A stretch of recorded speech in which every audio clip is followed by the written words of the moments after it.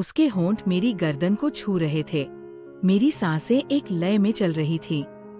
मेरी T shirt थोड़ी सरकी, फिर उसने मेरे पेट पर हाथ रखा, फिर बाद में सारी रात। मेरा नाम स्नेहा है और ये कहानी उस रात की है जब बारिश जमीन पर नहीं, दिल के अंदर बरस रही थी। मैं उसके साथ पहली बार उसके फ्लैट पर आई थी।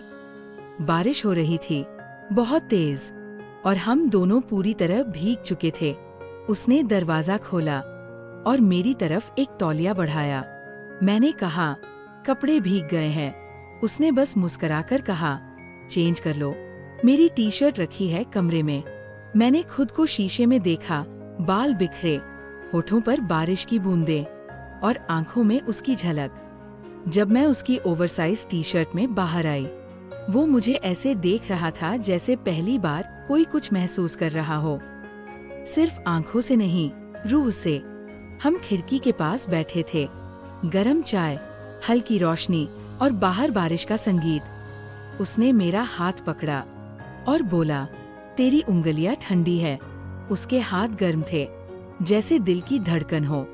धीरे से उसने मेरी उंगलियों को अपने होठों से छुआ, जैसे हर उंगली में जान डाल रहा हो।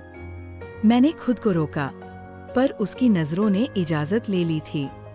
उसने मेरा चेहरा अपने हाथों में लिया और धीरे से मेरे माथे पर होंठ रखे। एक एक सांस गहराई तक उतर रही थी।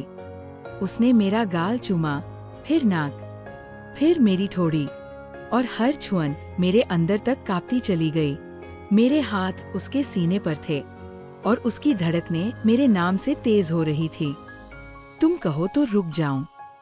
मैंने अपनी आंखें बंद की और उसका हाथ कसकर पकड़ लिया। अब न रुकने की कोई वजह थी और नहीं कोई दीवार। उसने मेरी कमर को अपनी बाहों में लिया और मैं उसकी गोद में समा गई। कपड़े हमारे बीच थे, मगर एहसास नंगे थे। उसके होंठ मेरी गर्दन से होते हुए कॉलर बोन तक आए।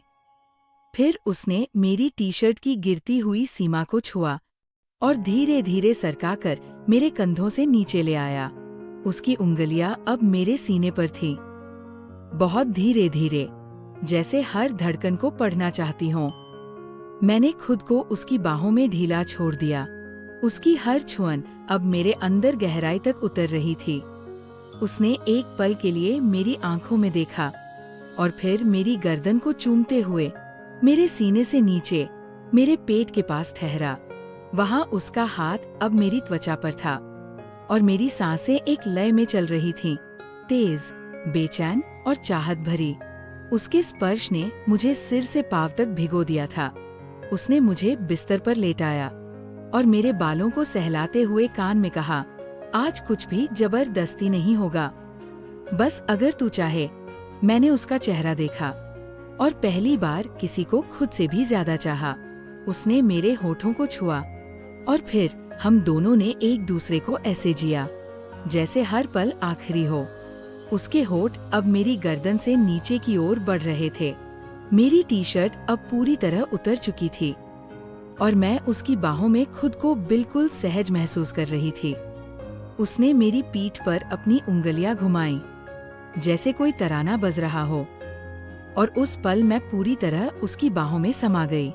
मेरे बालों में उसकी उंगलियों की हर हरकत मेरी सांसों को और गहरा बना रही थी। हम दोनों की धड़कनें अब लय में थीं, तेज, एक साथ और बेकाबू। उसने मेरे होठों को एक लंबी, धीमी चुंबन दी और जैसे जैसे उसके होंठ मेरे होठों पर टिके रहे, एक मीठी सी करंट सी मेरे पूरे बदन में दौड़ गई। उसकी एक एक सांस मेरे चेहरे से टकरा रही थी। वो पल ऐसा था जैसे वक्त थम गया हो। सिर्फ हम थे, हमारे एहसास थे, और वो एक चुंबन जो मेरे जिस्म से रूह तक उतरता चला गया। उसने मेरे हाथों को चूमा और धीरे धीरे अपनी उंगलियां मेरी हथेली के जरिए मेरे सीने पर ले आया। मैं कांप गई। उसने मेरी धड़कनों को महसूस किया और एकदम धीमी आवाज में कहा, ये धड़कनें अब मेरी है। उसका स्पर्श अब नाभि से नीचे की ओर था, लेकिन कुछ भी जल्दबाजी में नहीं। हर चीज एक नजाकत के साथ, जैसे हर अंग की इजाजत लेकर आगे बढ़ रहा हो।